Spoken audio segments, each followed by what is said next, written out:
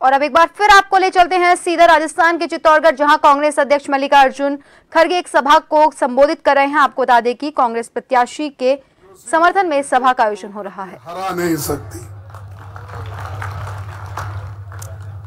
Bhairavlal Chaudhary ji DCC president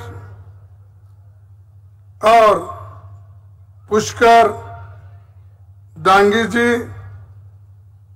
दलित Gurjar ji, ex MLA Rajendra Bidhuri ji, ex MLA Surendra Jatav ji, ex MLA Badrilal Jat ji और ex MLA Shankarlal Bhairav, ex MLA Shrimati Preeti सकतवात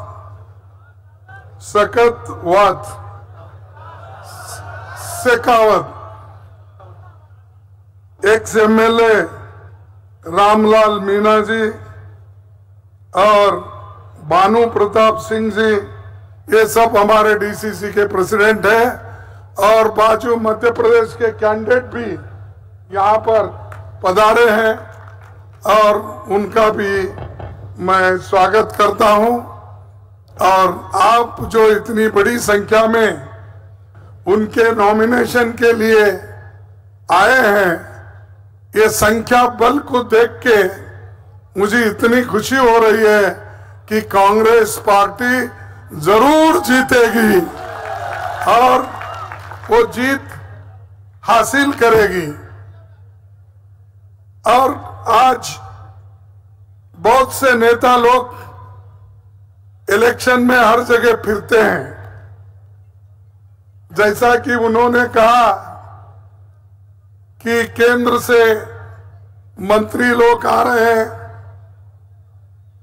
और अपनी बात को रख के कांग्रेस पार्टी को टीका कर रहे हैं।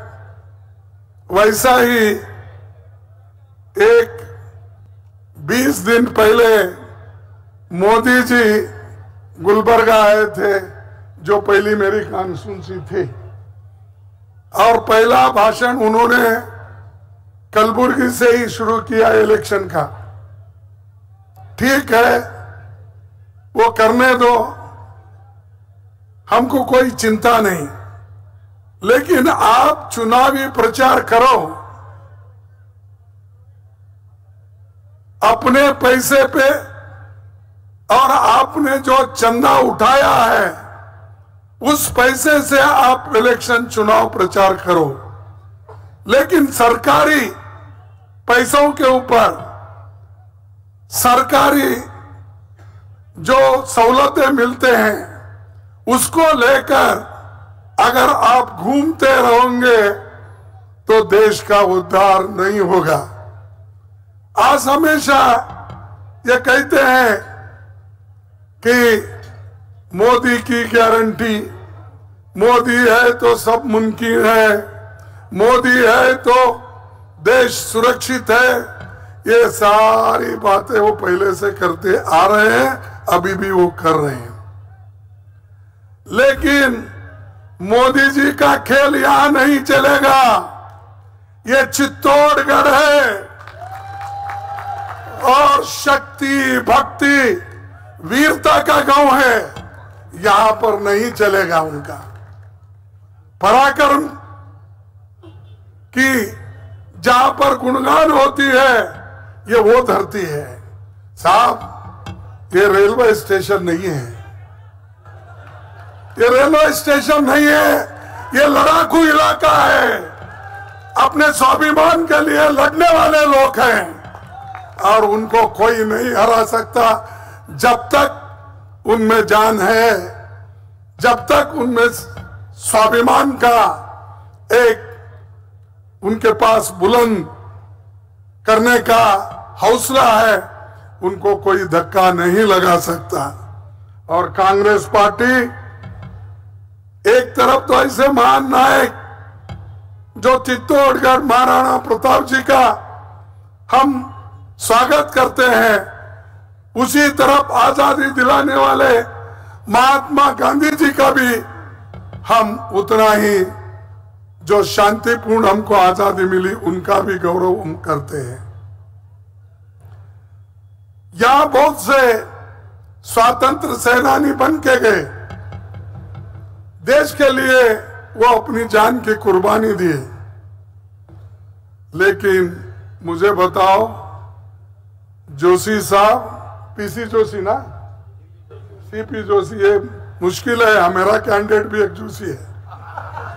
तो ये जो है सीपी जोशी जी, आप बताइए कि आपके लोग, आपके लीडर्स, आपके आरएसएस के लोग, आपके बीजेपी के वर्कर्स, कितने लोग आजादी हासिल करने के लिए मर चुके हैं, फांसी पे फंदे पे चढ़े हैं। हमको बताओ, हिसाब दो। हमारे लोग फांसी पे फंदे पे चढ़े, मरे, जुलूस निकाले, लाठियां खाए, लाखों लोग अपना घर बार छोड़ के देश के आजादी के लिए लड़े। वो कांग्रेस पार्टी के लोग लड़े। अरे तुम्हारे घर में कौन आगे आकर देश के लिए काम किया वो बताओ? क्या मोदी जी है? क्या शाह के घर में? क्योंकि शाह तो पाप बेचारा पैदा भी नहीं हुआ था उस वक्त, इसीलिए मैं उनके बारे में कुछ नहीं कहना चाहता हूं। और मोदी जी की भी हालत वही है। लेकिन तुम्हारे पुरखे और तुम्हारे जो बाप दादा है बीजेपी में, आरएसएस में, उनकी हालत क्या थी? अरे तुम तो ब्रिटिशरों के साथ थे। जब गांधी जी लड़ रहे थे, तुम लोग खुशियां मना रहे थे। तुम लोग सरकारी नौकरियों में घुस रहे थे। इधर हमारे लोग, कांग्रेस के लोग लाठियां खा रहे थे। पंडित जवाहरलाल नेहरू जी हो, महात्मा गांधी जी, वल्लभ भाई पटेल, अब्दुल कलाम आजाद, ऐसे बहुत, सुभाष चंद्र बोस, सब ये कांग्रेस की बहुत बड़ी लंबी फेहरिस्त है। तुम्हारे पास गिनो। अब हमने देश को जो आजादी दिलाई, उस कुर्सी पे आके आप बैठे हो, और वो भी जो जवाहरलाल नेहरू जी और डॉक्टर बाबा साहब अम्बेडकर ने इस देश को जो लोकतंत्र का मंत्र दिया, संविधान दिया, उस संविधान और लोकतंत्र के वजह से ही आप इस देश में प्रधानमंत्री बने हो। तुम्हारा कुछ भी नहीं है। आप संविधान लिखने में आपके लोगों का हाथ है, लोकतंत्र को मजबूत बनाने में आपका हाथ है? नहीं, किसी में भी नहीं। लेकिन हम देश को बचाए, आजादी दिलाए, डेमोक्रेसी को बचाए, संविधान बचाए, इसीलिए मोदी जी आप इस देश के प्रधानमंत्री बन सके, नहीं तो रास्ते पे फिरते थे। और आज जिस आजादी की वजह से, जिस डेमोक्रेसी के वजह से, संविधान के वजह से आप ऊपर आए, आपको स्थान मान मिला, उसी को कुचलने की कोशिश कर रहे हैं। कांग्रेस के लोगों को ईडी की धमकी दे रहे। हमारे जो मेहनत के पैसे, चंदा जो लोग दिए थे, हम जो कलेक्ट किए थे, यूथ कांग्रेस के पैसे, महिला कांग्रेस के पैसे, स्टूडेंट के पैसे, आम जनता ने जो चंदा दी थी, उस चंदा की चोरी मोदी ने किया। 135 करोड़ रुपए हमारे अकाउंट में से, बैंक में से निकाल लिए और वो पेनल्टी में लगा दिए।